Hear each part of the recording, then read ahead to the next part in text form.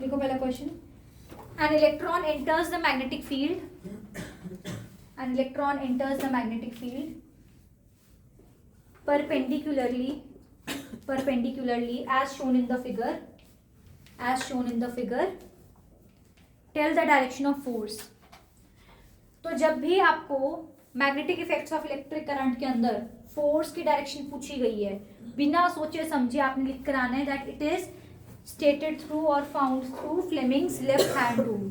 आपको Fleming's left hand rule and right hand thumb rule दोनों की स्टेटमेंट डेफिनेशन अच्छे से याद होनी चाहिए. Back and forth, Fleming's left hand rule, right hand thumb rule, solenoid, electromagnet, इनकी डेफिनेशंस बहुत ज़्यादा रिपीट पे आई हैं, बहुत ज़्यादा रिपीट पे क्वेश्चंस आए हैं इनसे रिलेटेड. फटाफट से देखते हैं. ये मेरा राइट हैंड है, ठीक है. मेरी मैग्नेटिक फील्ड लाइंस किस साइड, अब मैं इसको पाम रूल से करके दिखा रही हूँ आप लोगों को. आप अपना राइट हैंड लेंगे, फोर्स के लिए भी आप ये वाला रूल यूज कर सकते हैं. आप अपना राइट हैंड लेंगे, ये जो फिंगर्स हैं वो किस साइड पॉइंट करेंगे, आपकी मैग्नेटिक फील्ड की साइड, और ये थंब कहाँ पॉइंट करेगा आपके, तो ये ऐसे आ जाएगा. तो मेरा पाम किस साइड फेस कर रहा है, तो मेरे पास फोर्स की डायरेक्शन यहाँ पे क्या होगी, आउट ऑफ द पेज. अब ध्यान रखना, अगर इलेक्ट्रॉन की डायरेक्शन इस साइड है तो करंट उसके ऑपोजिट मूव करता है. Current moves opposite to the direction of electrons and same as the direction of proton. सोचो मेरे पास एक प्रोटॉन होता, वो ऐसे एंटर किया होता तो ऐसी होती, तो करंट की डायरेक्शन भी क्या हो जाती, नीचे वाली साइड. Clear, done. तो मेरे पास सेम आ जाता, out of the page answer आ जाता. क्लियर है ये वाला टाइप ऑफ क्वेश्चन. अब आपको प्रोटॉन की जगह क्या क्या दिया जा सकता है, पॉजिट्रॉन, अल्फा पार्टिकल, कोई कटायन दिया जा सकता है, सोडियम पॉजिटिव आयन दे दिया उसने, ऐसा कुछ भी दे सकता है वो. पॉजिट्रॉन क्या होता है, positron is positive particle. Electron की जगह आपको कोई नेगेटिव पार्टिकल दिया जा सकता है, अनायन दिया जा सकता है, क्लोरीन नेगेटिव आयन दिया जा सकता है, ऐसा भी दिया जा सकता है. क्लियर है, इतना कर लेंगे. इतना मैंने आप लोगों को क्लास के अंदर कुछ एक्स्ट्रा क्वेश्चंस कराए थे, याद है आप लोगों को. उन क्वेश्चन से कुछ ना कुछ कोई ना कोई कॉन्सेप्ट आने के पूरे पूरे चांसेस हैं, तो ध्यान रखना. ठीक है. एक ऐसा मैंने क्वेश्चन कराया था आपको, देखो जरा.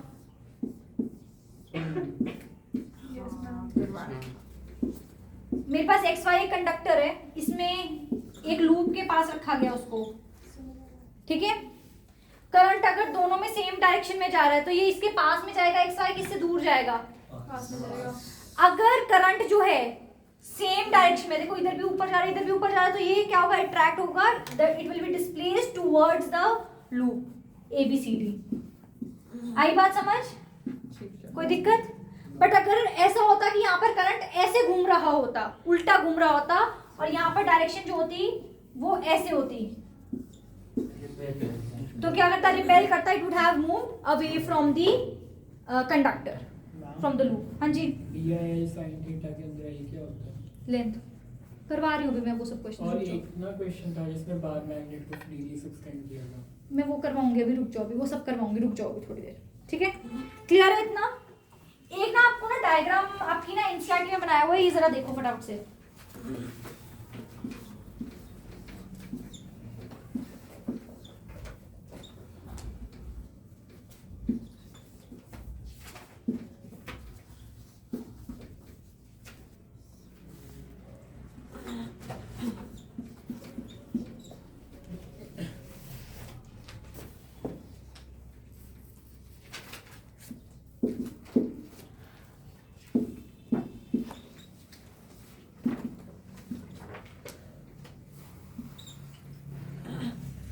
उसने बोला कि ये एक मेरे पास डायग्राम गिवन है, the given figure shows the current passing through a straight conductor X Y. उसने कहा ये एक सर्किट है, ठीक है. हमने क्या करा, इसमें एक्स वाई में करंट ऐसे चल रहा था, देखो ये करंट ऐसे मूव कर रहा है नीचे की साइड, ठीक है. और उसने कहा नेक्स्ट क्या बोला, name and state the rule. ध्यान सुनो, नेम एंड स्टेट. आपको नेमिंग और स्टेटिंग बहुत आती है पेपर के अंदर. Name and state the rule आपको ध्यान रखना, जब तक फोर्स की बात नहीं होगी फ्लेमिंग्स लेफ्ट हैंड रूल नहीं होगा, ठीक है. Name and state the rule used in determining the direction of magnetic field lines in the situation above. ठीक है, आपको जब मैग्नेटिक फील्ड लाइंस की डायरेक्शन पूछी गई है और फोर्स का कोई लेना देना नहीं है, फोर्स का कोई लेना देना नहीं है, तो पक्का पक्का कौन सा रूल यूज कर रहे हैं हम, right hand thumb rule use कर रहे हैं. इसकी कोई डेफिनेशन फटाफट सुना देगा शाम को, इसकी डेफिनेशन सुनाओ राइट हैंड थंब रूल की जल्दी। Thumb of the right hand points in the direction of the current, then the direction that the fingers wrap around, either clockwise or anti-clockwise, gives us the direction of the magnetic fields. ठीक है, very good, शाबाश। अब उसने आपको ये भी बोल दिया कि इस डायग्राम को कंप्लीट करते हुए क्या करो, इसके अंदर पैटर्न बनाओ। क्या बनाओ? पैटर्न बनाओ। अब आपको पता है एक स्ट्रेट कंडक्टर है, हमने 3 तरीके के कंडक्टर्स पढ़े हैं। कौन से स्ट्रेट कंडक्टर, सर्कुलर लूप और सोलेनॉइड। स्ट्रेट कंडक्टर है मतलब इसमें ऐसे जा रही है, मूवमेंट हो रही है। स्ट्रेट कंडक्टर में मैग्नेटिक फील्ड लाइंस की शेप क्या होती है जल्दी बताओ? Concentric circles. क्या होते हैं? Concentric circle. मतलब एक पॉइंट पे ऐसे सर्कल्स आ जाएंगे। तो मतलब ये जो आप पेपर बनाओगे तो उस पे ऐसे बना देना, ठीक है? यहाँ पे ऐसे कॉन्सेंट्रिक सर्कल्स बना दोगे तुम। क्लियर है? ठीक है। आपका राइट हैंड लोगे अपना, थंब की साइड पॉइंट कर रहा है आपका नीचे की तरफ, तो करंट कैसे जाएगा? इनवर्ट टू आउटवर्ड, ऐसे घूमेगा करंट। दिख रहा है? ये नीचे की साइड वाली है, ऐसे मूव कर रहा है करंट। डन?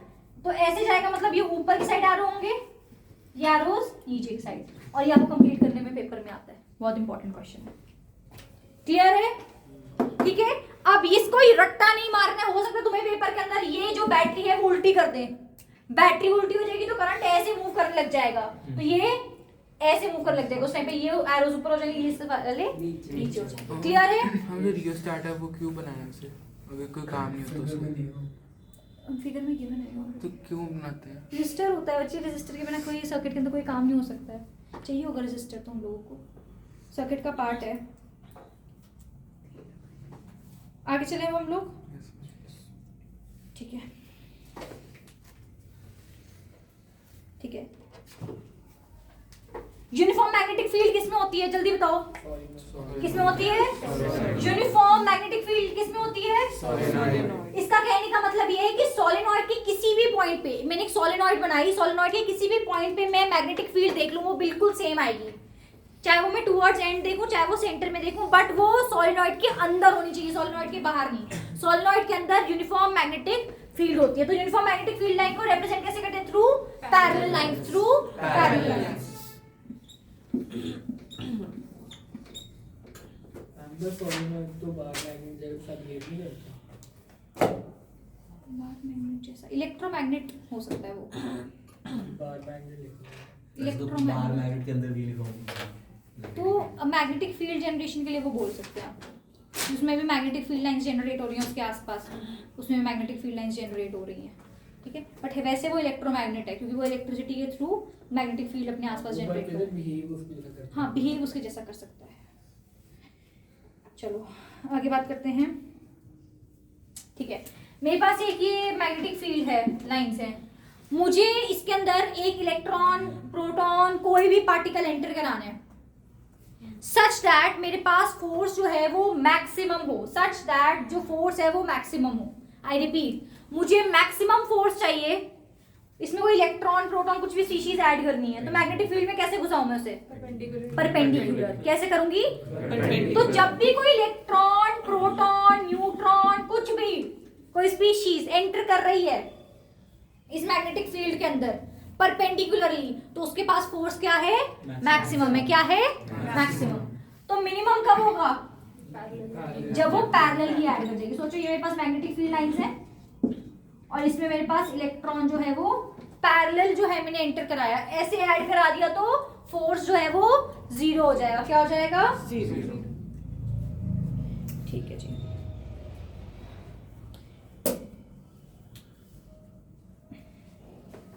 चलो अब आगे चलते हैं। नेक्स्ट है what are magnetic field lines. आपको ना इस चैप्टर से डेफिनेशंस बहुत आती हैं पेपर में। आपको मैग्नेटिक फील्ड लाइंस क्या होती हैं, उनका डायग्राम बार मैग्नेट के अंदर रिप्रेजेंट करना तुम्हें आना चाहिए, वह मैं बना के दिखा रही हूँ, फटाफट से सुन लो। मैग्नेटिक फील्ड लाइंस क्या होती है फटाफट बताओ? These are visual imaginary lines that are generated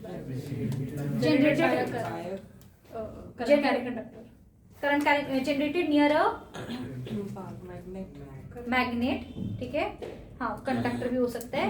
It represent magnetic force, it represents magnetic force, ठीक है? तो मैग्नेटिक फील्ड लाइंस क्या हैं एग्जैक्टली बताओ फटाफट से? These are visual imaginary lines that are representing the magnetic field around the magnet और the electromagnet और द करंट कैरिंग कंडक्टर। ठीक है, कोई भी ऐसी चीज जो मैग्नेट की तरह बिहेव कर रही है या फिर मैग्नेट है, उसके आसपास की फील्ड को, मैग्नेटिक फील्ड को या मैग्नेटिक फोर्स को रिप्रेजेंट कर रही है लाइंस, उनको हम क्या बोलते हैं? Magnetic field lines. इनकी कुछ प्रॉपर्टीज बहुत इंपॉर्टेंट है। पहले, ये दोनों आपस में कभी भी इंटरसेक्ट नहीं करती हैं। क्यों नहीं? Why two magnetic field lines never intersect each other? Because if they will intersect they will be having two tangents. ध्यान रखना, इसकी एक प्रॉपर्टी है, tangents of magnetic field lines show direction. Tangents जो है वो क्या शो करती हैं? डायरेक्शंस शो करती हैं। So if two magnetic field lines will intersect each other, there will be two tangents, that means there will be two directions, and two directions at a single point is not possible. Hence two magnetic field lines will never intersect. Intersect नहीं करती हैं, पहली point है इसके बारे में। इनके tangents जो है डायरेक्शन बताते हैं। ये लूप्स की फॉर्म में होती हैं, दे आर कॉन्टिन्यूअस लूप्स। ठीक है, ऐसा नहीं है कि ये डिसकॉन्टिन्यूअस हो, there are no breaks, no gaps between the magnetic field lines. ऐसा नहीं है कि मेरी मैग्नेटिक फील्ड लाइंस ऐसी ऐसी बन रही है, पूरा क्या होंगी? एक लूप होंगी। क्लियर है इतनी बात? कोई दिक्कत? जितनी मैग्नेटिक फील्ड लाइंस पास हैं एक दूसरे के, उतनी ज्यादा क्या है? स्ट्रेंथ ऑफ मैग्नेटिक फील्ड ज्यादा है, फोर्स ऑफ अट्रैक्शन ज्यादा है। और जितनी ज्यादा दूर है वो क्या है? मैग्नेटिक फील्ड लाइंस दूर दूर होने से डिस्टेंस बढ़ गया तो वीकर हो गई उस केस के अंदर। क्लियर है? तो डिस्टेंस से ये क्या है? Directly proportional, inversely proportional? Inversely proportional नहीं होंगी। डिस्टेंस बढ़ जाएगा तो मैग्नेटिक फील्ड कम नहीं हो जाएगी? तो हम डिस्टेंस बढ़ रहा है तो मैग्नेटिक फील्ड कम हो रही है तो इनवर्सली प्रोपोर्शनल हुई। ध्यान सुना करो, ये क्वेश्चन तुम्हें एसोसिएशन रीजन में कंफ्यूज करेंगे। डिस्टेंस से magnetic field lines inversely proportional है, स्ट्रेंथ इनवर्सली प्रोपोर्शनल है। मैं जैसे जैसे दूर जा रही हूं वैसे वैसे मेरी मैग्नेटिक फील्ड जो है वो कम होती जा रही है। तो डिस्टेंस बढ़ रहा है तो स्ट्रेंथ कम हो रही है। तो ये दोनों क्या है? इनवर्सली प्रोपोर्शनल है एक दूसरे के। क्लियर है इतनी बात? आगे चलिए। Okay, clear. अच्छा, अब आप लोगों को ये भी बता, अच्छा इनके मेरे को डायरेक्शन बताओ फटाफट। Direction of magnetic field line जल्दी। North to south, outside the magnet. Inside south to north. बता दो। North to south, south, outside south to north. ऐसे बोलो तुम तो। North to North south to- outside the magnet or south to north inside the magnet. अब बताओ। ऐसे inside the magnet, South to north.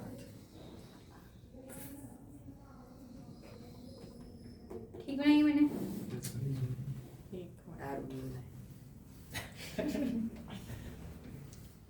Arrow तो तुमसे बनवाऊंगी ना, वो तो बनाऊंगी। ऐसे बन गया। ऐसे बनते हैं इक्विडिस्टेंट एरिया। टॉपरों की बात होती है, बस बनाओ। अच्छा होगी। ठीक है, ऐसे बनानी है हम लोग को। बताओ ये फटाफट से। North to south, north to south, Outside. Outside the magnet. North to south, outside the magnet. And inside the magnet, south to north. तो ये तुम्हें ड्रॉ करनी आनी चाहिए। ठीक है। अच्छा, एक ना आयरन फिलिंग्स वाला एक्सपेरिमेंट है तुम्हारी बुक के अंदर, तो एक्सपेरिमेंट डिस्कस करते हैं। तुमने आयरन फिलिंग्स फेंकी इसके आसपास, तो ऐसा है ना, वो इन्हीं फिलिंग्स की जो है वो शेप स्ट्रक्चर सा ले लेगी। तुम्हें क्वेश्चन आता है कि यहाँ पर इतनी क्राउडेड क्यों है, यहाँ पर इतनी ज्यादा आयरन फिलिंग्स क्यों है? क्योंकि ये टुवर्ड्स दी पोल्स है, पोल के पास क्या डिस्टेंस कम है।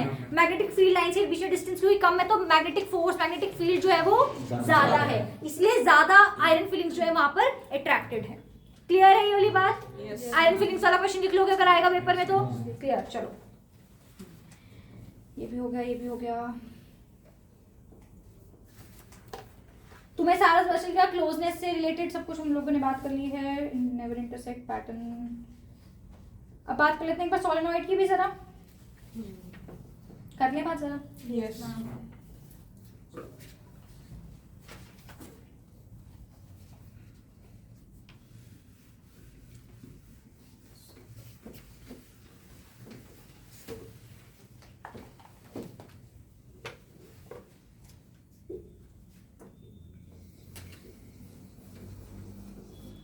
डिफाइन सोलेनॉइड कौन करेगा? हैंड रेज करो जरा। इलेक्ट्रोमैग्नेट। पूरा बताओ यार, ऐसे नहीं।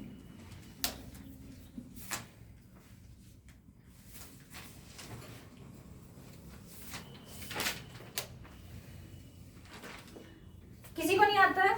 ये समझ लो कि मैंने पढ़ाया ही नहीं है कभी। Soft iron Insulated gold copper. insulated Copper copper wire. wire. Yeah, yeah. Visual बता दो, अक्षत आप बताओ सभी। मैं बताऊँ कॉपर की ट्विस्टेड वायर्स होती हैं और करंट फ्लो करता है इसमें। Uniform. सॉफ्ट आयरन गोल्ड होता है इसके अंदर, इसके इनसाइड इसके यूनिफॉर्म मैग्नेटिक फील्ड्स होती हैं और ये एक बार मैग्नेट का एक्ट करता है और इलेक्ट्रोमैग्नेट है, जितना इलेक्ट्रिसिटी फ्लो होगी तब तक मैग्नेटिज्म दिखाएगा। इजीली डीमैग्नेटाइज हो जाता है। तभी वो soft uniform iron- magnetic field होता है। टेम्परेरी बार मैग्नेट की तरह। मैंने जो बोला वही एक करके बोली जा रहे हो। शांत, कोई बात नहीं। अच्छा मुझे बताना, देखो तुम्हें कितने आते हैं। इसमें पॉजिटिव साइड पे नॉर्थ पोल बनता है कि पॉजिटिव साइड पे north? Positive south. Negative side. Negative पे north. साउथ पोल बनता है पॉजिटिव। तो ये मेरा क्या है साउथ पोल, ये क्या है मेरा नॉर्थ तो पोल। जहाँ पर बैटरी का पॉजिटिव है वहाँ साउथ और जहाँ पे बैटरी का नेगेटिव है वहाँ। अब सोलेनॉइड होती क्या है? कॉपर की एक कॉइल्ड इंसुलेटेड वायर, ठीक है, in which sometimes soft iron core is also inserted so that it can behave as an electromagnet ठीक है। इसके अंदर सबसे बड़ा मेन पॉइंट जो आप लिख कर आएंगे, अगर आपने सोलेनॉइड में ये चीजें मिस कर दी तो आप गए, खत्म काम वहाँ पे, ठीक है। आपको लिख कर आना चाहिए कि सोलेनॉइड जो है it is having uniform magnetic field inside it, that is parallel magnetic field lines हैं इसके बीच में। देखो ये सारी मैंने पैरेलल कोशिश करके अपनी तरफ से तो पैरेलल ही बनाई थी, दिखने की वो अलग बात है। दिख रही है तुम्हें पैरेलल आपस में? समझ गए? ठीक है, तो ये क्या है? ये एक सोलेनॉइड है, कॉपर की कॉइल्ड वायर है, ठीक है, जिसमें से जब करंट पास किया जाएगा तो इसके बीच में एक यूनिफॉर्म मैग्नेटिक फील्ड जो है वो जनरेट करी जाएगी, ठीक है। कोई दिक्कत? ये माइक्रोफोन्स, इलेक्ट्रोफोन्स, ये सब एम्पलीफायर्स वगैरह के अंदर, मोटर्स वगैरह के अंदर ये यूज करी जाती है, जनरेटर्स में यूज करी जाती है, ठीक है। अब हमें पता है ये भी कैसे बिहेव करती है, एक बार मैग्नेट की जैसे। कैसे करती है? एक बार मैग्नेट में। बार मैग्नेट में क्या होता है? जो बार मैग्नेट में बाहर मैग्नेटिक फील्ड लाइन की डायरेक्शन क्या होती है? North to south. तो यहाँ पे भी बाहर क्या होगी? North to south. और अंदर क्या होगी? तो बिल्कुल एक बार मैग्नेट, यहाँ पे बाहर क्या होगी? साउथ टू बाहर तो नॉर्थ टू साउथ। क्या होगी? North to. और इनसाइड क्या होगी? South to north. क्लियर है इतनी बात? तो तुम्हें सोलेनॉइड के बारे में पता चल गया, यूनिफॉर्म मैग्नेटिक फील्ड, ठीक है। अच्छा इसमें ये भी चीज है कि अगर इसमें नंबर ऑफ टर्निंग्स बढ़ा दोगे, नंबर ऑफ लूप्स बढ़ा दोगे, एक सोलेनॉइड है जितनी ज्यादा पर यूनिट लेंथ अगर मैंने लूप्स बढ़ा दिए, मैंने टर्निंग्स बढ़ा दी कॉपर की वायर के अंदर, तो मेरे पास मैग्नेटिक फील्ड जो है वो इंक्रीज हो जाएगी, क्योंकि मैग्नेटिक फील्ड लाइंस के बीच का डिस्टेंस जो है वो कम हो जाएगा उस केस के अंदर। करंट भी ज्यादा फ्लो करेगा। करंट ज्यादा नहीं फ्लो कर सकता तो मैं Current बैटरी चेंज उसमें- करूंगी, हाँ ठीक है। ठीक है। क्लियर है बात? तो अगर मैं मैग्नेटिक फील्ड लाइंस बढ़ाना चाहती हूँ, मैग्नेटिक फील्ड स्ट्रेंथ बढ़ाना चाहती हूँ, तो मैं क्या क्या कर सकती हूँ? मैं ज़्यादा करंट फ्लो करा सकती हूँ, पहला। दूसरा मैं क्या कर सकती हूँ? इसके बीच में जो कॉइल्स हैं, ये जो टर्निंग्स हैं बीच की, वो इंक्रीज कर सकती हूँ, लूप्स को इंक्रीज कर सकती हूँ। क्लियर है इतना? आगे चलूँ मैं? कोई दिक्कत तो नहीं सोलेनॉइड के अंदर आगे चलने? पक्का? ठीक है। आपको लूप के अंदर देखना आता है मैग्नेटिक फील्ड? ये एक लूप है। अगर करंट इसमें क्लॉकवाइज, घड़ी की सुई के जैसा चल रहा है, अगर मेरा करंट क्लॉकवाइज घूम रहा है तो अंदर वाली साइड मैग्नेटिक फील्ड की डायरेक्शन क्या होगी? अंदर ही होगी, इनवर्ड्स होगी, और बाहर वाली साइड बाहर ही होगी, आउटवर्ड्स ही होगी। पर अगर करंट इसमें उल्टा चलने लग गया, एंटी क्लॉकवाइज होने लग गया, तो ये चीज ऑपोजिट हो जाएगी। इसकी पॉइंट पे डायरेक्शन भी बनानी आनी चाहिए आपको, ऐसे कंसेंट्रिक सर्कल्स, ऐसे।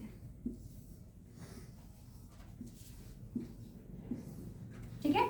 अब मुझे बताओ ये करंट कहाँ पे जाएगा? यहाँ से ऐसे जाएगा ऊपर वाली साइड, करंट ऊपर जा रहा है, यहाँ पे inward inward inward, outward outward outward. यहाँ पे करंट नीचे चले गया तो इनवर्ड इनवर्ड इनवर्ड, यहाँ से आउटवर्ड आउटवर्ड आउटवर्ड। क्लियर है यहाँ पे? हम इसके फैक्टर्स लिखवाएंगे। सर्कुलर लूप के, सर्कुलर लूप के क्या क्या फैक्टर्स हैं? मैं करंट इंक्रीज कर दूंगी तो मेरे पास क्या इंक्रीज हो जाएगा? मैग्नेटिक फील्ड इंक्रीज हो जाएगी। मैं लूप से दूर ले जाऊंगी, डिस्टेंस इंक्रीज हो जाएगा, मैग्नेटिक फील्ड डिक्रीज हो जाएगी उस केस के अंदर। रेडियस, मैं रेडियस को इंक्रीज कर दूंगी, रेडियस बड़ा हो गया तो दूरियां बढ़ जाएंगी।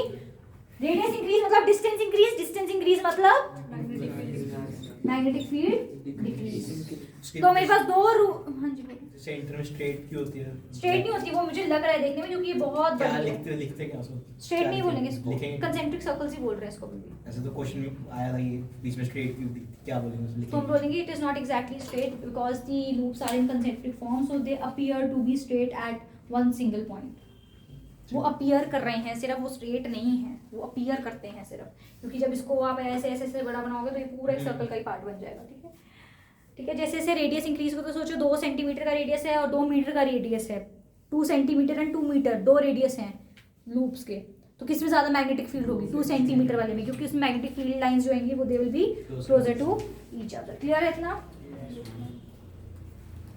ठीक है।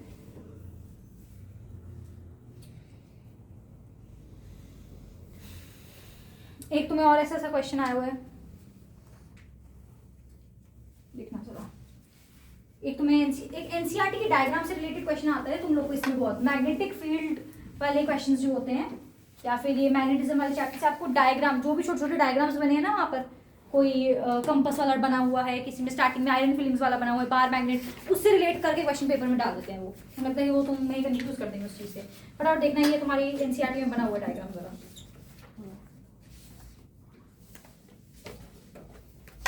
थोड़ा ड्राइंग पे मत जाना मेरी, ठीक है ना।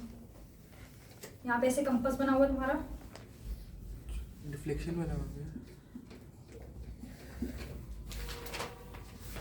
ऐसे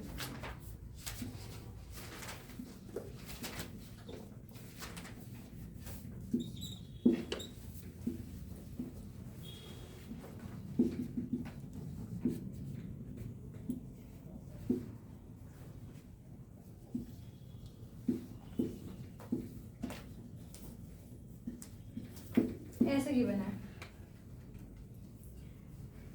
ठीक है, study the following circuit diagram and answer the following questions. ठीक है, अब ध्यान सुनना इसके लिए। उसने बोला पहली चीज ये सर्किट दिखाता कि ये स्टार्टिंग में आपको एक सर्किट बना हुआ है पेपर के, ये पहले दूसरे पेजेस के ऊपर ही बना हुआ है। शिवदेव, आपके ना मम्मा का फोन आ रहा है बेटे। अच्छा फटाफट से सुनो। तो आपका ना स्टार्टिंग में पेजेस के ऊपर बना हुआ है ये डायग्राम, और वो पूछते हैं ये डायग्राम क्या रिप्रेजेंट कर रहा है। ये डायग्राम ये रिप्रेजेंट कर रहा है कि एक सर्किट है पूरा जिसमें से करंट फ्लो कर रहा है और साथ में कंपास रखा हुआ है। तो जैसे ही इस सर्किट के अंदर करंट फ्लो करता है तो ये कंपास के अंदर क्या शो होती है? डिफ्लेक्शन शो हो जाती है। तो ये वो वाला जो एक्सपेरिमेंट करा था ना स्टार्टिंग में हम लोगों ने, वो वाला शो कर रहा है, हैंस क्रिस्टियन ऑयस्टर वाला एक्सपेरिमेंट। क्लियर है? समझ आइए क्या रिप्रेजेंट कर रहे हैं? पेपर में क्वेश्चन ये आ सकता है कि तुम्हें ये डायग्राम क्या रिप्रेजेंट कर सकता है। क्वेश्चन आएगा ये डायग्राम बनके, मैं तुम्हें एग्जैक्ट डायग्राम दिखाती हूँ। ये वाला डायग्राम, ये वाला डायग्राम, डिफ्लेक्शन वाला, डिफ्लेक्शन वाला ये डायग्राम आएगा। तुम्हें वहाँ पे पहचान नहीं आती, अभी तो तुमने गैस लगाया, मैंने बोल दिया, उस टाइम पहचान नहीं आती। तो ध्यान रखना, तुमने कंपास बना होगा और ये सर्किट बनाया होगा, तो वो पूछेगा ये क्या शो कर रहा है। ये शो करता है कि जिस भी सर्किट के अंदर करंट फ्लो कर रहा है उसके आसपास एक मैग्नेटिक फील्ड लाइन जनरेट हो रही है, और वहाँ पर कंपास जो है वो क्या शो कर रहा है? डिफ्लेक्शन शो कर रहा है। अगर मैं इसके अंदर बाई चांस की जो है वो ऑफ कर देती हूँ और इसमें करंट फ्लो करना बंद कर जाती हूँ, तो यहाँ पे डिफ्लेक्शन भी होनी बंद हो जाएगी। ये शो कर रहा है। क्लियर है? Name and state the rule to find the direction of magnetic field. कभी भी डायरेक्शन ढूंढनी है तो क्या कौन सा रूल होता है? राइट हैंड थंब रूल होता है। क्लियर? चलिए आगे चलते हैं।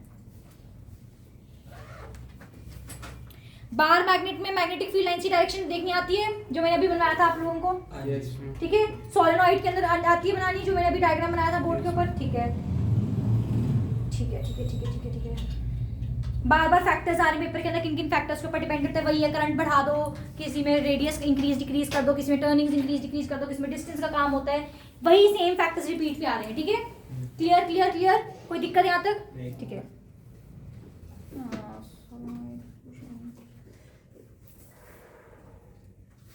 यूनिफॉर्म मैग्नेटिक फील्ड लाइंस कौन रिप्रेजेंट करता है?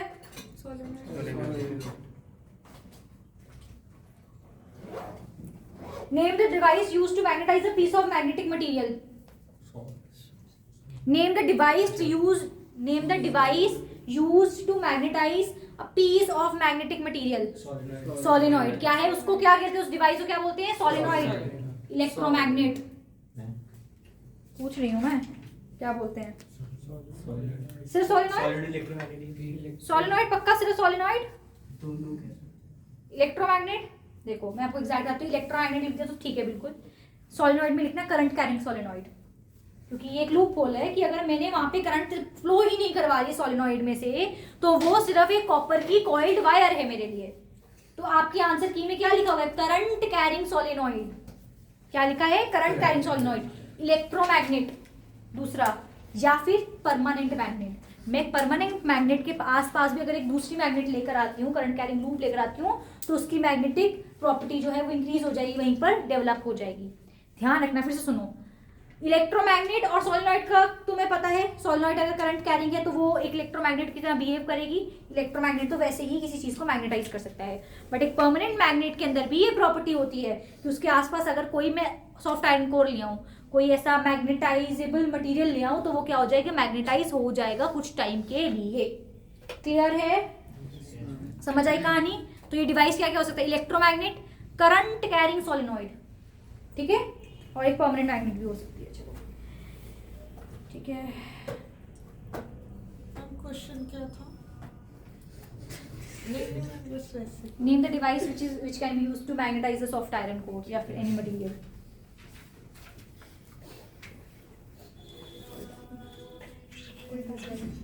हाँ? All is well that ends well. I hope so. चलो लूप वाला क्वेश्चन मैंने तुम्हें बता दिया है, तो इलेक्ट्रॉन प्रोटॉन बता दिया तुम लोगों को। पैटर्न इनसाइड सोलेनॉइड कैसा होना चाहिए? Uniform, straight, uniform wires parallel, ठीक है।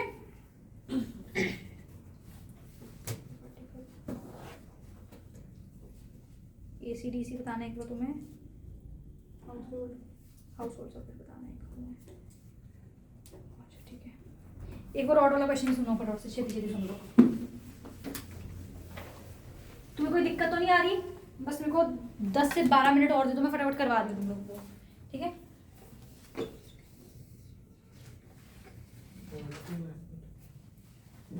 हाँ हॉर्स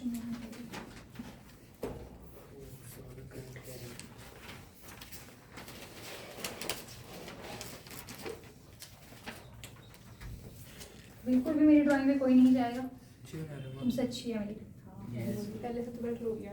ओह थैंक यू। तुम लोगों से ताने खा के अच्छी हुई है, तो उधर भी खराब। इट इज जैसे मैं तुम्हारी तारीफ करती हूँ तो तुम पेपर में क्या करती हो तुम्हें बताना। मैं तारीफ करनी नहीं छोड़ती, चलो जाते बच्चों को नहीं दोस्त करना।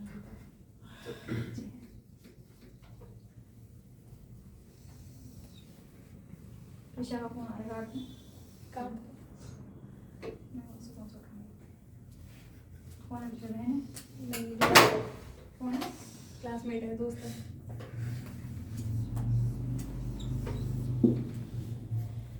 ठीक है, कुछ तो लगी रही है।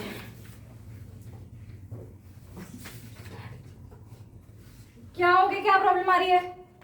क्या दिक्कत हो गई है? मुझे आवाज नहीं चाहिए फालतू की कोई भी, तो चुप करके सुनते रहो। लिखना लिख लो, नहीं तो तुम्हारी मर्जी।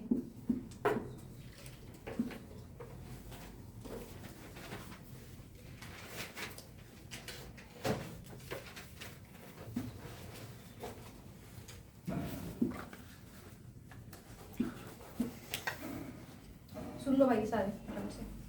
पहला क्वेश्चन आता है, अगर मैंने ये मेरे पास क्या हुआ, ये एक एल्यूमिनियम की रॉड थी, एक्सपेरिमेंट समझा रही हूँ, एक एल्यूमिनियम की रॉड थी। तो एल्यूमिनियम जो है वो मैग्नेटाइजेबल मटेरियल नहीं होता, सिर्फ फेरस कोबाल्ट निकल, सिर्फ फेरस कोबाल्ट निकल जो है 3 मटेरियल्स हैं जो कि अट्रैक्ट हो सकते हैं मैग्नेट से, सिर्फ ये 3 मेटल्स होते हैं, ठीक है। ये नहीं होता क्योंकि इसके पास कुछ ऐसा स्ट्रक्चर होता है जिसके कारण ये मैग्नेटिक प्रॉपर्टीज नहीं रखता। तो इसको हम लोगों ने एक पहले हॉर्सशू मैग्नेट के पास लेकर आए, तो ये अट्रैक्ट नहीं हुआ। फिर हमने क्या करा, इसी एल्यूमिनियम की रॉड को हमने एक सर्किट के अंदर जोड़ दिया और यहाँ पे करंट पास करवाना शुरू कर दिया। जैसे ही करंट पास हुआ तो करंट पास होने के कारण उसके आसपास क्या हो गई, एक मैग्नेटिक फील्ड जनरेट होने लगी। इसके पास अपनी मैग्नेटिक फील्ड थी जनरेट हुई, इसके पास अपनी मैग्नेटिक फील्ड थी, और ये आपस में क्या करने लग गए, अट्रैक्शन रिपल्शन करने लग गए उसके इसके अंदर। क्लियर है इतनी बात? हेलो जल्दी बताओ फटाफट से, क्लियर है इतना? ठीक है। तो पहला क्वेश्चन ये आता है कि अगर मैं इस हॉर्सशू को एक स्ट्रॉन्गर बार मैग्नेट से रिप्लेस कर दूंगी तो क्या होगा। मैं इस हॉर्सशू को स्ट्रॉन्गर बार मैग्नेट से करूंगी, स्ट्रॉन्गर हॉर्सशू मैग्नेट से, किसी भी तरीके से अगर ऐसे किसी मैग्नेट से रिप्लेस कर देती हूँ जिसकी मैग्नेटिक फील्ड ज्यादा है, जिसकी मैग्नेटिक प्रॉपर्टीज ज्यादा है, तो ये क्या करेगी, अट्रैक्शन रिपल्शन ज्यादा करेगी। तो उस केस में इस रॉड में डिस्प्लेसमेंट जो है वो इंक्रीज हो जाएगी। क्या हो जाएगी? इंक्रीज। तो अगर मैं एक स्ट्रॉन्गर हॉर्सशू मैग्नेट लेके आती हूँ, स्ट्रॉन्गर बार मैग्नेट इस हॉर्सशू मैग्नेट की जगह लेकर आती हूँ, उस केस के अंदर displacement will increase in the rod A B. Clear है? कोई दिक्कत? एकम। दूसरी बात ए बी का देखते हैं। अगर मैंने ए बी जो एल्यूमिनियम की रॉड थी, अगर उसके अंदर मैंने क्या करा, लेंथ इंक्रीज कर दी रॉड की, क्या करी, लेंथ इंक्रीज कर दी रॉड की, मेरे पास क्या होता है, B I L sine theta. तो अगर मैंने मैग्नेटिक फील्ड इंक्रीज कर दी तो भी मेरे पास डिस्प्लेसमेंट इंक्रीज हो जाएगी। डिस्प्लेसमेंट इंक्रीज होगी, कहने का मतलब क्या है, फोर्स इंक्रीज होगा। ध्यान रखना पेपर के लिए, तुम्हें इलेक्ट्रॉन प्रोटॉन वाले क्वेश्चन में भी ये दिक्कत दे सकता है कि इलेक्ट्रॉन एंटर कर दिया एक मैग्नेटिक फील्ड के अंदर परपेंडिकुलरली, और मैग्नेटिक फील्ड इस डायरेक्शन में थी। अब बताओ किस डायरेक्शन में वो डिस्प्लेस करेगा। डिस्प्लेसमेंट तभी होगी जब कोई फोर्स लग रहा है, तो किस डायरेक्शन में मोशन करेगा, मोशन तभी होगी जब डिस्प्लेसमेंट होगी, डिस्प्लेसमेंट तभी होगी जब फोर्स लगेगा। तो ध्यान रखना, डिस्प्लेसमेंट, मोशन, फोर्स, ये सारी तीनों चीजें क्या है, एक दूसरे से इंटरकनेक्टेड चल रही हैं। तो मैंने पूछा कि कितनी डिस्प्लेसमेंट इंक्रीज होगी या नहीं, मोशन इंक्रीज होगी या नहीं, मेरे पास फोर्स कैसा लग रहा है, तो वो कौन बता रहा है, ये फोर्स का फॉर्मूला ही बता रहा है। तो मैंने मैग्नेटिक फोर्स इंक्रीज कर दिया तो भी मेरे पास मैग्नेटिक फील्ड इंक्रीज कर दिया तो भी मेरे पास फोर्स इंक्रीज हो रहा है। मैंने अगर ये जो कंडक्टर की लेंथ है, एल्यूमिनियम रॉड की लेंथ है L is length of the rod, length of the conductor, तो अगर मैंने लेंथ इंक्रीज कर दी इस रॉड ए बी की, तो मेरे पास क्या हो जाएगा, फोर्स इंक्रीज हो जाएगा। फोर्स इंक्रीज हो जाएगा तो मोशन और डिस्प्लेसमेंट भी इंक्रीज हो जाएगी, मतलब ये ज्यादा हिलने लग जाएगी, दूर तक जाने लग जाएगी। ठीक है, क्लियर है इतनी बात? फोन आ रहा है इधर से। तो फोर्स का फॉर्मूला फिर यही लगेगा? हाँ सिर्फ यहाँ? हाँ। बाकी वहां पे लग सकता है जहाँ पे आपको पूछा था कि मैक्सिमम कहाँ पे है फोर्स, जब परपेंडिकुलर एंटर कर रहा है इलेक्ट्रॉन या फिर जब पैरेलल, तो वो साइन थीटा 0 है या 90 है तो 0 हो जाएगा, 0 या 180 पे तो 0 हो जाएगी वैल्यू, और जब साइन 90 होगा तो मैक्सिमम हो जाएगी वैल्यू यहाँ पे, क्योंकि साइन 91 होता है उस केस के अंदर। क्लियर है? चलो फटाफट से आगे करते हैं। हम लोग क्या बात कर रहे थे, हाँ, अगर मैंने सोचा करंट इंक्रीज कर दिया तो क्या होगा, करंट इंक्रीज कर दिया तो क्या होगा, तब भी डिस्प्लेसमेंट डिफ्लेक्शन इंक्रीज हो जाएगी उस केस के अंदर। ठीक है, और हम डायरेक्शन, एक सेकंड बता रहे हैं, डायरेक्शन अगर निकालेंगे तो फ्लेमिंग्स लेफ्ट हैंड रूल से आप निकाल सकते हो। किससे निकालोगे, फ्लेमिंग्स लेफ्ट हैंड रूल से। तो तुम्हें क्वेश्चन में बस इतना आता है कि अगर मुझे डायरेक्शन निकालनी है, डिस्प्लेसमेंट नहीं, तो किस रूल से निकालूंगी, फ्लेमिंग्स लेफ्ट हैंड रूल से। ठीक है, चलिए अब बात करते हैं एसीडीसी की। नेक्स्ट बात करते हैं एसीडीसी की। शाम को भी ध्यान से सुन लेना, ये तुम भूल गए बच्चे। और इस क्लास के बाद मेरे को फ़ोन करना, मैं आपको ज़रा या फिर आपको फोटो भेज दूंगी या फिर रिकॉर्डिंग भेज दूंगी आपकी जो गलती थी 71 मार्क्स जाए हैं जिसमें आपके 80 में से। ठीक है, ओके बच्चा, आगे चलते हैं। एसी एंड डीसी, दो तरीके के करंट है हमारे हाउस होल्ड में। अच्छा मुझे बताओ, हमारे हाउस होल्ड में सीरीज यूज हो रहा है कि पैरेलल? क्यों पैरेलल यूज होता है? अगर सर्किट को सारे बंद हो जाएंगे, करंट ढंग से फ्लो कर सकता है उसमें, और हम मल्टीपल डिवाइसेस यूज कर सकते हैं। पैरेलल के केस में पहला पॉइंट होता है कि आप करंट को अलग पीडीएफ का करें ना, या करके जवाब दे रहे हो। सुनो फटाफट से। पैरेलल के केस में क्या होता है कि करंट जो है वो हर डिवाइस को अपनी मर्जी का जा सकता है, अपना डिस्ट्रीब्यूट हो सकता है जितनी उसकी रिक्वायरमेंट है उसके हिसाब से। दूसरा कि अगर एक अप्लायंस वर्क करना बंद भी करके तो दूसरे किसी अप्लायंस के ऊपर काम नहीं, प्रॉब्लम नहीं आएगी। तुम्हें इसके ऊपर केस स्टडी बहुत ज़्यादा आती है। तुम्हें वो कब बोलते हैं कि K1 and K2 is close, की इज जॉइंट टू K3, तो बताओ तब क्या होगा। आपने देखना कि कौन सा सर्किट क्लोज हो रहा है। सिर्फ क्लोज सर्किट वाले ही बल्ब जो हैं वो ग्लो करते हैं। तुम्हें ऐसा क्वेश्चन मैंने किसी पेपर में दिया भी रिसेंटली, ठीक है। तुम्हें ये याद रखना है, सीरीज पैरेलल से रिलेटेड केस स्टडी आने के बहुत चांस होते हैं कि कौन सा बल्ब ग्लो कर रहा है, कौन सा बल्ब नहीं ग्लो कर रहा, कौन सा डिवाइस यूज हो रहा है, नहीं हो रहा, ये सब ध्यान रखना है। आपने इतना देखना है, सबसे पहले तो सर्किट क्लोज होना चाहिए। सर्किट क्लोज होने के बाद सीरीज वाला अगर एक भी खराब हो गया सारे खराब, पैरेलल में एक खराब तो भी सारे बाकी सारे वर्किंग में हैं। ठीक है, क्लियर है। एंड वाला खराब होता है, एंड वाला खराब हो तो भी कोई बात नहीं, यार बस सबसे एंड वाला खराब होता कोई बात नहीं। देखो कि वो एंड वाला सीरीज में लगा है कि पैरेलल में लगा है, है सीरियसली। तो भी सारे खराब। ठीक है, अच्छा ठीक है, वो फर्स्ट की टीम सर्किट ही ओपन हो गया ना, वो काम करना बंद गया, सर्किट ही ओपन हो गया उस केस में। ठीक है, चलो नेक्स्ट बात करते हैं AC and DC. AC current और DC current, that is alternating current and direct current. ये किसका ग्राफ है, आई और टी का, ऑल्टरनेटिंग करंट। अब मेरी बात सुनो, पेपर में तुम क्या करते हो, तुम लोग ना ये से वेव्स तो बहुत अच्छी बनाते हो, बट तुम आई और टी नहीं लिखते हो। तो ये किसके बीच के करंट एंड टाइम के बीच का ग्राफ है, किसके बीच के करंट एंड टाइम, किसके बीच का करंट एंड टाइम के बीच का ग्राफ है, करंट एंड टाइम के बीच का ये स्ट्रेट ग्राफ है। अब इसके अंदर ऑल्टरनेटिंग करंट के अंदर क्या होता है, direction of the current is changing. यहाँ पे क्या है क्लॉकवाइज, यहाँ पे anti clockwise, clockwise and anti clockwise. तो इसके अंदर magnitude and direction is changing. Alternating current के अंदर magnitude and direction of the current is changing with time, but direct current के अंदर there is no change in direction और in magnitude. I repeat, नहीं Ayush repeat, AC और DC. हाँ समझ नहीं आया, पता क्यों क्या फंस रहे थे और कोई और सोच रहे थे। सही बात बोली मैंने, है ना? ऐसा मत करो प्लीज, मैं भी अपनी एनर्जी लगा रही हूँ यहाँ पे बहुत देर से। बताती हूँ बेटे, एक सेकंड में मुझे। ऑल्टरनेटिंग करंट, ऑल्टरनेटिंग करंट मतलब ऑल्टरनेट कर रहा है, एक बार क्लॉकवाइज डायरेक्शन, एक बार एंटी क्लॉकवाइज, एक बार क्लॉकवाइज, एक बार एंटी क्लॉकवाइज। तो यानी कि डायरेक्शन इसमें हर पॉइंट पे चेंज होती है टाइम के साथ, और इसमें वैल्यू भी चेंज होती है। देखो यहाँ पे वैल्यू इंक्रीज इंक्रीज इंक्रीज, फिर डिक्रीज डिक्रीज डिक्रीज डिक्रीज, फिर इंक्रीज डिक्रीज इंक्रीज डिक्रीज कर रही है। तो ऑल्टरनेटिंग करंट में मैग्नीट्यूड यानी न्यूमेरिकल वैल्यू चेंज होती जाएगी करंट की, और साथ में डायरेक्शन भी चेंज होती जाएगी टाइम के साथ, बट इसके अंदर बिल्कुल सेम रहती है। करंट की वैल्यू भी फिक्स्ड है और डायरेक्शन भी फिक्स्ड है, ठीक है।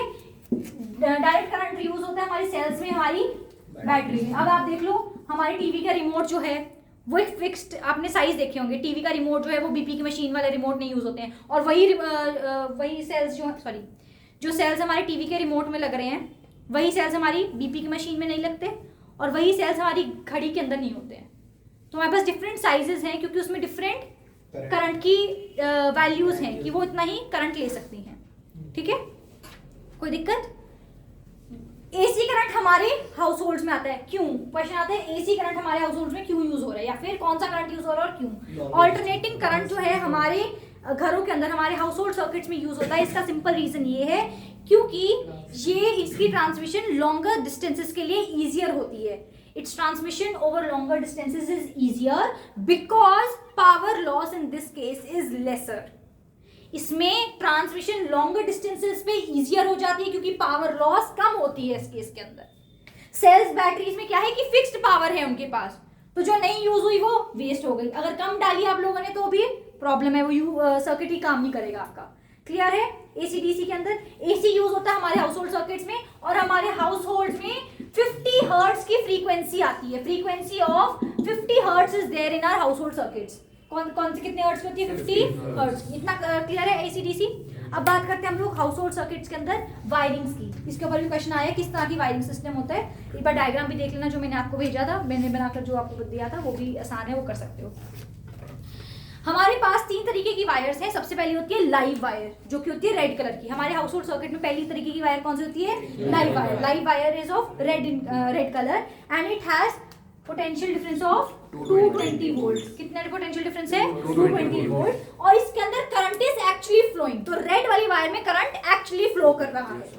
दूसरा है हमारे पास ब्लैक कलर की wire, that is the neutral wire. That is the neutral wire. Neutral wire के केस के अंदर क्या होगा? Current is not actually flowing in this. So इसके 2 काम हैं। इससे कितने काम है? 2 काम है। पहला है is to complete the circuit, it is to complete the circuit. और दूसरा काम है is to maintain the potential difference. ऐसा ना हो कि एक में तो 220 वोल्ट और दूसरे में कुछ भी नहीं फ्लो कर रहा है, 220 फ्लो कर रहा है या फिर, ठीक है। तो पोटेंशियल डिफरेंस को मेंटेन करने के लिए, और दूसरा काम क्या है हमारे पास? सर्किट कंप्लीट करने के लिए। ये 2 काम किसके हैं? ब्लैक कलर की न्यूट्रल वायर के। क्लियर? लास्ट है हमारी ग्रीन कलर की अर्थ वायर। लास्ट कौन सी हमारी ग्रीन कलर की? अर्थ वायर है। उसका काम क्या है? It is a safety device. तो क्वेश्चन में, पेपर में क्वेश्चन बहुत रिपीट पे आया हुआ है कि what are the safety devices used in the household circuits. पहला होती है अर्थ वायर। पहली क्या है? Earth wire. It is a green coloured wire which is going to transfer all the static charge, extra charge, जो भी circuit के अंदर एक्स्ट्रा चार्ज है, that is going to be transferred into the earth itself। तो अर्थ के अंदर सारा का सारा स्टैटिक चार्ज वो है जो ट्रांसफर कर देगी, ताकि कोई भी अगर किसी वायर को टच कर दे गलती से तो उसको इलेक्ट्रिकल शॉक ना लगे। ठीक है, हमने तीनों वायर्स का डिस्कस कर लिया, red, black and green colour की, live, neutral and earth wires. ठीक है, अब हमने सेफ्टी डिवाइस पहला कौन सा पढ़ लिया? अर्थ वायर के बारे में। दूसरा सेफ्टी डिवाइस क्या है हमारे पास? फ्यूज। फ्यूज के बारे में we have already talked about it. Fuse जो है it has lesser melting point than the other appliances. ठीक है, उसके बाद करंट रेटिंग जो है कंपैरेटिवली हल्की सी हायर होती है, ताकि थोड़ा सा भी ज्यादा करंट फ्लो करता है तो उसको वो मेल्ट कर जाएगा। वो जो फ्यूज है it is going to melt down, it is going to break the circuit. Breaking of circuit से क्या होगा? Prevention of short circuiting. Let us talk about what is short circuiting. Short circuiting is basically when a lot of current is flowing. Lot of current क्यों flow करेगा? किसी भी कोई reason बताओ। Live wire. Live wire and neutral wire come in contact with each other. सुनो short circuiting सुन लो, भूल गए हो व्हाट इज शॉर्ट सर्किटिंग, लिख लो तुम्हारे नोट्स में है नहीं शायद ये। शॉर्ट सर्किटिंग में the live and the neutral wire come in contact with each other, किसी भी रीजन से हो सकते हैं। आपके पास प्रॉपर इंसुलेशन नहीं हो रखी थी, कुछ थोड़ा सा करंट ज्यादा हो गया, मेल्टिंग हो गई, एक्सीडेंटली ऐसा हो गया कि ये दोनों है live wire and neutral wire come in contact with each other and resistance drops down to 0। Resistance का मतलब होता है रुकावट। अब करंट के अंदर कोई रुकावट नहीं है, वो एकदम से क्या कर जाता है, फ्लो कर जाता है, वो एकदम से फ्लो कर जाता है। एकदम से करंट फ्लो कर रहा है तो करंट बहुत ज्यादा फ्लो करेगा तो क्या आएगा, हीटिंग इफेक्ट, एकदम से हीट आने लग जाएगी। हीटिंग इफेक्ट के कारण क्या हो जाएगा, फायर आ जाएगी इसके अंदर, फायर लग जाएगी। I repeat, live wire and neutral wire come in contact with each other accidentally. Sometimes this results in dropping down of the resistance to 0. There is no resistance to the current, to the charges, and the current flows, giving heating effect of electric current. It gets heated up, the wire gets heated up. उस case में क्या होता है, fire आ जाती है which causes burns and fires and damages। ठीक है, ये सब चीज़ें प्रॉब्लम कॉज कर देता है, फायरिंग आ जाती है। नेक्स्ट है आपके पास ओवरलोडिंग। ओवरलोडिंग क्या होता है, when multiple appliances are connected to a single circuit, to a single what we can say switch sockets, single switchboard के ऊपर multiple sockets are there. So on a single switchboard there are multiple sockets, and if multiple appliances of different voltages, different current ratings are connected at a single time, there is a lot of load on the circuit, on the switchboard, which is leading to heating effect of electric current. Again overloading के कारण क्या हुई, short circuiting और आग लग गई। Clear है दोनों कॉन्सेप्ट। ओवरलोडिंग मतलब एक ही बार में बहुत ज्यादा स्विचेस वगैरह लगा दिए, बहुत ज्यादा अप्लायंसेस इकट्ठे लगा दिए, बहुत ज्यादा करंट वहां पे फ्लो कर रहा था, करंट ज्यादा फ्लो कर रहा तो हीट आई, हीट आने के कारण फायर लग गई, उसे हम क्या कहते हैं, overloading leads to short circuiting.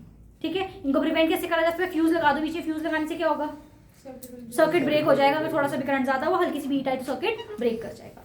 With this we have completed magnetic effects of electric current. तो पेपर के लिए आपको ये सारे टॉपिक्स को बहुत अच्छे से प्रिपेयर करने हैं। एनसीईआरटी एक बार नजर मार लेना, इसको ही वीडियो को ही अगर 1 से 2 बार देख लोगे, एक बार क्वेश्चंस देख लोगे फटाफट से जो मैंने करवाए हुए हैं पहले से। इसके अलावा भी काफ़ी क्वेश्चंस कराए थे आपको एक्स्ट्रा, क्वेश्चंस देख लेना। You are done with your work for magnetic effects of electric current. ठीक है, पेपर इतने से ही आने वाला है।